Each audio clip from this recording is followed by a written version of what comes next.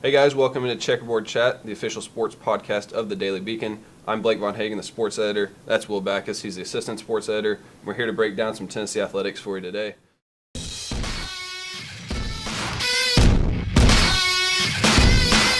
Will, is there a football game coming up this weekend or something like that? Yeah, there's a few that are happening. There's a kind of one that we might want to pay particular attention to. Yeah, so Tennessee will be traveling to Charlotte to play West Virginia, number 17 West Virginia, in the season opener.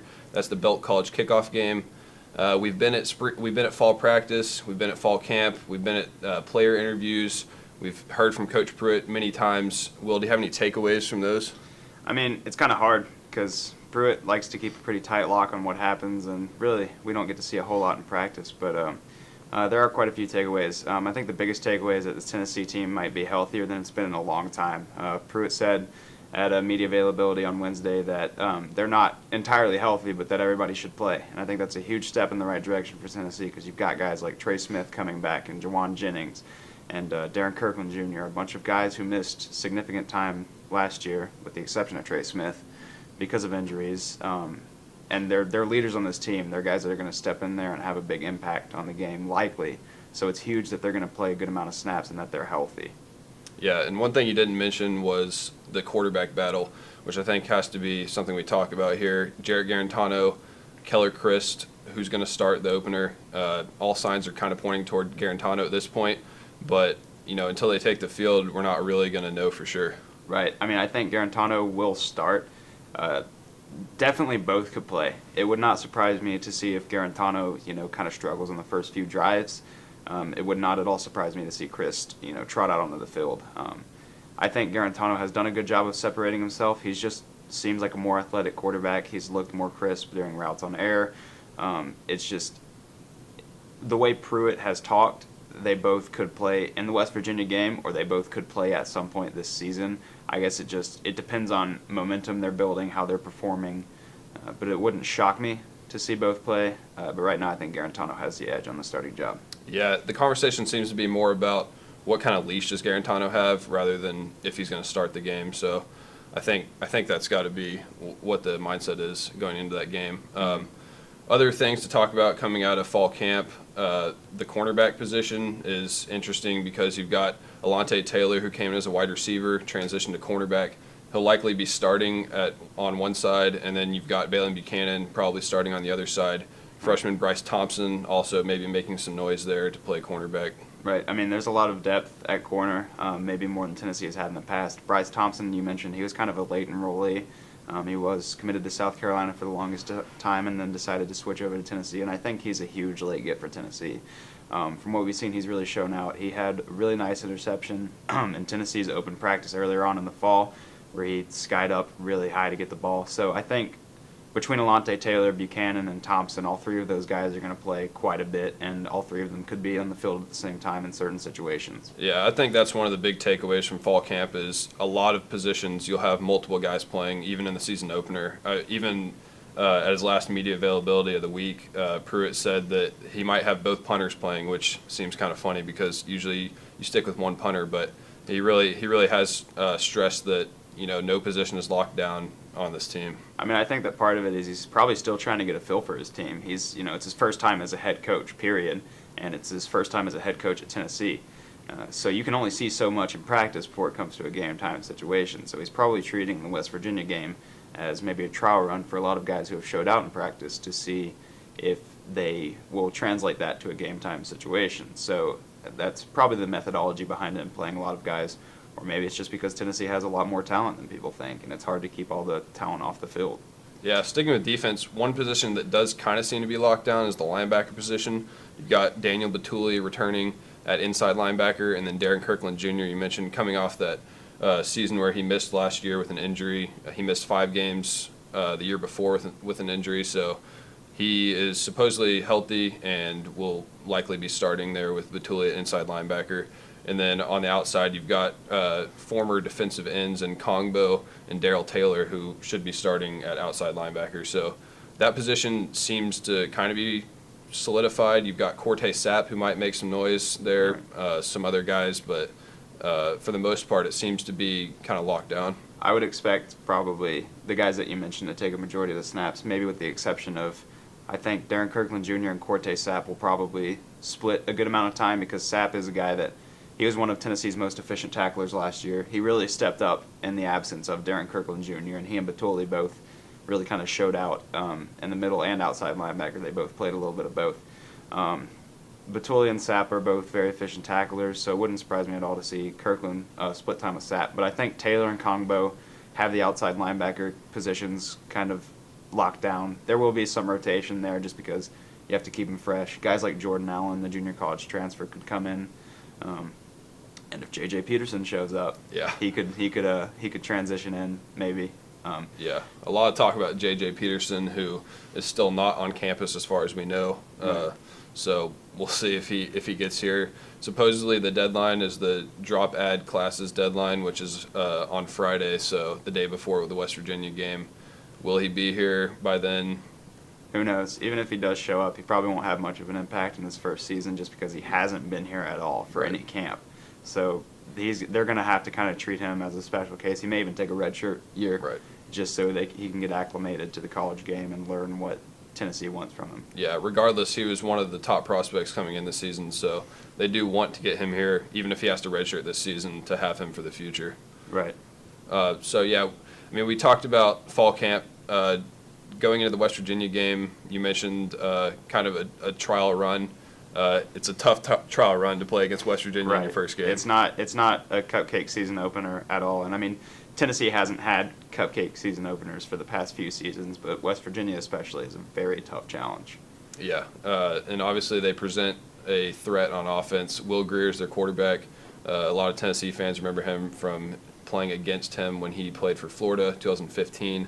He was part of that Florida team, and now he is with West Virginia. He's a redshirt senior, and they've got a lot of returning talent on that offense, including David Sills, who was tied for the NCAA lead in touchdown receptions last year with 18.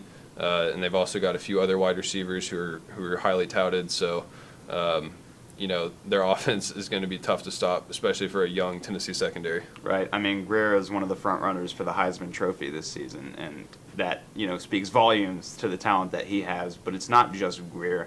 He is surrounded by, like you said, Sills, who's a guy who looks at sometimes almost impossible to cover just because of his ability to go up and get the ball.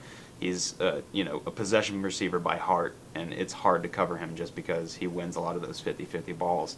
Caught a lot of touchdowns, so it'll be hard, just to keep him from doing that. And they've got guys outside of him who can make plays. They lost a couple receivers this offseason of the draft, but they've got some younger guys or other seniors who are going to step up and probably just replace that production. Plus, they've got some big bodies on the offensive line, and Greer not only can throw it, he can run too. So there's always that threat. I think it's going to be a big challenge for Tennessee's defense to stop or even slow down West Virginia's offense. Yeah, and one thing Pruitt's been kind of stressing in his media availability is that it's not all on the cornerbacks. It's a lot about the defensive line. Will they be able to get pressure on Greer and force him into bad throws? Will the linebackers be able to bring pressure, especially on the outside? And you've got guys that were former defensive ends. Can they come in off the edge, put pressure on Greer, and then kind of help the secondary out? Right. I mean, Tennessee has kind of faltered in replacing Derek Barnett's production. Last season, they didn't generate a consistent pass rush. They didn't necessarily have any of the returning guys who stood out. Darrell Taylor and Jonathan Kongbo, they showed flashes. Yeah, I think Taylor was second on the team in sacks last year, and he only had 3. So right. They didn't demonstrate a good enough pass rush last year to be able to disrupt West Virginia's offense. But that might be different this year because Tennessee's got some guys that came in who have been tenured at SEC programs for a very long time, like Rumpf and Rocker and Shearer, who I expect to make an impact, and I would expect Tennessee's pass rush to be improved from last season. Yeah, one thing to look at for the first game is just how the coaching staff deals with certain situations. Obviously, Pruitt, his first year as a head coach, he's going to be making calls that he's not used to making in the past. He's been pretty calm and cool about it, and saying he's not really thinking about it. All the coaches, they've worked together, they know what they're doing, but when you get out there on the field for that first game as a college coach and something goes wrong, then you got to know how to deal with that, and sometimes they just don't know how to deal with that in their first game. Right. I'd imagine that there's a lot of nervous energy for Pruitt, even if he likes to, come with the calm, cool, and collected demeanor. But at the same time, he's won 5 national championships. He's been on the big stage before, whether it's as an assistant. So I think that will probably help him with the transition. Plus, the staff that he's surrounded himself with, I believe they have 14 national championships among them. So I think Tennessee's staff will be able to handle this. It's just, if it'll translate to the field well. Yeah, that's true. He probably does have an upper hand on most first-year head coaches with all the coaches he's worked under and worked with and the pressure situations he's been in. I'm sure working under Nick Saban in a national championship game, that there's some pressure that goes along with that. But, so on the other side of the ball, Tennessee on offense, I think the key for Tennessee will be the offensive line, working with Trey Smith and the other guys they've got there. Jameer Johnson, a JUCO guy who's coming in, and he wasn't really projected to be a starter early on, but he kind of worked his way up through fall camp, and now he should be a starter on the line there. Brandon Kennedy, a transfer from Alabama, who Nick Saban did not really want to let go, but he came to Tennessee. He was the backup center at Alabama last year. He should be the starting center this year. Right. And then you've got returning pieces like Ryan Johnson and Chance Hall coming off an injury, just a bunch of different guys that will see playing time on offensive line. Right. I mean, Pruitt said that he wants to play more than 5 guys along the offensive line, and I think for the first time in a while, we're able to say Tennessee has the depth to do that. As long as guys stay healthy, like you said, they've got Smith and Kennedy and Johnson, Jerome Carvin, a true freshman, yep. He could play. Kieran Calbert, he could play too. It's just they've got a lot of guys who will probably step in. I'm sure there will be some that play more than others. Like I'm sure Smith will take a majority of snaps. So will Brandon Kennedy most likely. But at the other positions, it's kind of up in the air who they'll rotate through. Yeah, and running behind that offensive line, you've got 3 guys that are probably going to split time at running back against West Virginia. Madre London coming in as a transfer from Michigan State. You've got Ty Chandler and Tim Jordan returning from last year. Pruitt seems to be saying that those guys will split time at running back in the season opener. You have any thoughts on that? I mean, I would see them running by committee the entire season. Tyson Helton, whenever we were able to talk to him, said that if you're not running in a committee, if you're running one running back, that running back is going to get killed in the SEC. So I'd imagine that all 3 of those guys are going to see a lot of time. Interestingly enough, the standout this fall camp has been Tim Jordan. And a lot of signs point to him being the guy that might lead that stable, the guy that might edge out the others in carries. But given that, I don't expect it to be as much. I'd expect them all to play different roles. I think Madre London is more of a red zone back. When you get down near the goal line, he's going to be the guy that they're going to put in. Chandler shows the same kind of versatility that we saw out of John Kelly and Alvin Kamara before him, who can come out of the backfield and catch the ball and run it. And then Tim Jordan is just a bowling ball. He's a big guy for 5'11", that is hard to tackle. Yeah, Pruitt said he likes big running backs, and Madre London is the biggest of the running backs. So I would definitely expect to see him get those short yardage carries and things like that. Maybe Ty Chandler, Tim Jordan splitting time, in the 1st and 10, 2nd and 7, those kind of situations. And then at the wide receiver group, Tennessee returning a lot of talent at wide receiver this year. Juwan Jennings coming back after he was kicked off the team last year. Pruitt brought him back on this year, so he'll be starting at wide receiver alongside Brandon Johnson. You've got Marquez Callaway still, and some other younger guys coming in too. Right. There's always Josh Palmer, who he's had a lot of problems with being able to consistently catch the ball, but at the same time, he's probably the fastest guy on the team, so he's always a deep threat. And if he's worked on his catching ability, then he could definitely be a guy to watch as maybe an explosive playmaker. True freshman Cedric Tillman has turned some heads. At 6'3", he's already one of the taller wide receivers that Tennessee has, and he's one of the more physical ones that they probably have too. He's going to be a big possession guy that might be a lot to handle in the red zone, whether it be this season or seasons moving forward. And like you mentioned, they've got Callaway and Jennings and Johnson. I especially think Brandon Johnson will probably have a breakout season. He led the team in receiving yards last season. I believe he was tied for 1st or 2nd with receptions. So I think that in a bigger role this year, where he'll probably step up and be a starter consistently throughout the season, I think he'll lead Tennessee in receiving yards most likely. Yeah, we'll see if Tyler Bird gets any touches too. I mean, he's a guy that's shown some flashes. When they talked about moving him to defensive back, he's back at wide receiver, but he's kind of stuck behind a lot of really good talent there. Right. I'd expect him to play some, but I'm not sure if his impact will be a big one. Maybe it will be moving forward into the season if there's injuries or some guys that just aren't performing consistently. But in the projected depth chart, we got guys like Josh Palmer got the nod over him in kind of splitting time, which, again, that's just a projection. Pruitt didn't seem too keen on it either. But Tyler Bird will likely play a good amount, but maybe not enough to make too significant of an impact. Yeah, talking about that depth chart, the guy that seems to be getting the most playing time this year will be the or guy because almost every position has co-starters listed there. We've already talked about the quarterbacks. One position that is kind of locked up on this team seems to be tight ends. You got Dominic Wood-Anderson, a JUCO guy coming in, and you got Eli Wolf. Those two guys seem to be the guys. I don't really think there's a whole lot of competition outside of them. Right. I mean, Eli Wolf, like you mentioned, and Dominic Wood-Anderson, they're probably the guys that are leading the pack. You've got Austin Pope, too, but he's taken more of a fullback role this offseason. Right. So it'll be interesting to see if he lines up at both, or if he's primarily a fullback, or he does, primarily tight end. But either way, I think Wolf and Wood-Anderson are going to be the guys that are going to lead the tight end group. And I think Wood-Anderson will actually probably be the guy when they're running with one tight end. He'll be out there most of the time. He's a big body. He's 6'4", almost 260 pounds, but he can go out there and catch too. So he's the type of body that Pruitt wants in a tight end. He can block, he can catch. He's very versatile. It wouldn't surprise me at all if he led the team in touchdowns. Yeah, and as we kind of wrap up this conversation about West Virginia, you have a prediction for the game on Saturday? I mean, I think West Virginia beats Tennessee. I predicted 35-24. I think that Tennessee is going to stick in it for a while. They'll probably give West Virginia a run for their money. I think it'll be kind of one of those offensive shootouts that we see a lot.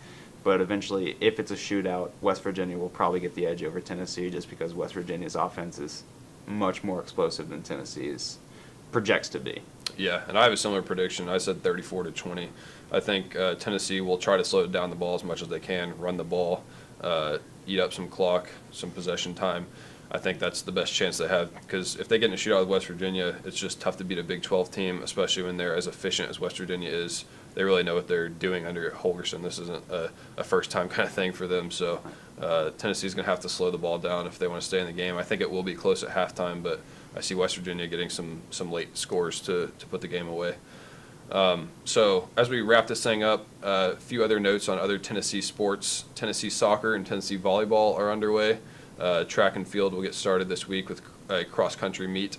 But the Tennessee soccer team so far is 3-0-1. Right. I mean, they're the number 10 team in the nation right now. They're coming off a win against Xavier. They'll face Wright State here soon.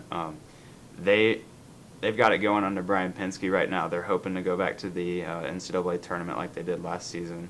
I believe they're the second highest rated team in the SEC behind Texas A&M. They've got some freshmen showing out like Amy Thompson, who has 3 goals in 4 games. She has a goal in each of Tennessee's home matches.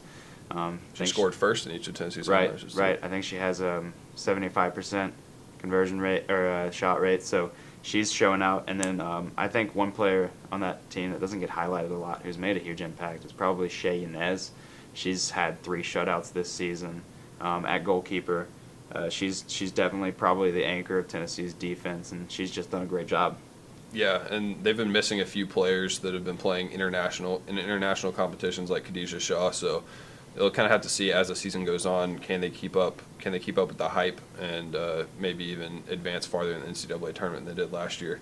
Mm-hmm. And then finally, to wrap up with volleyball, the team so far 3-0. They played in one tournament last weekend that was hosted here in Knoxville. They got another one coming up this weekend. Their first match, they beat number 22 Michigan State, so that was kind of a statement win under a first-year head coach. Right, Eve Rackham is definitely making a statement so far. Like you said, 3-0, big win against a ranked opponent, number 22. And again, newcomers are making an impact there. Freshman Lily Feltz, she's been pretty solid. So is a transfer from Marshall, Addison Rowe. They've both been kind of holding down that front line hitter position really well so far. So Tennessee is building some pieces going forward where they will probably have, I expect from their performance a good amount of success this season and even in the future with all the young talent that they have. All right, that's it for us for this time. Make sure you follow us on all social media. We'll have plenty of content for the West Virginia game from Charlotte. Until next time, thanks for watching.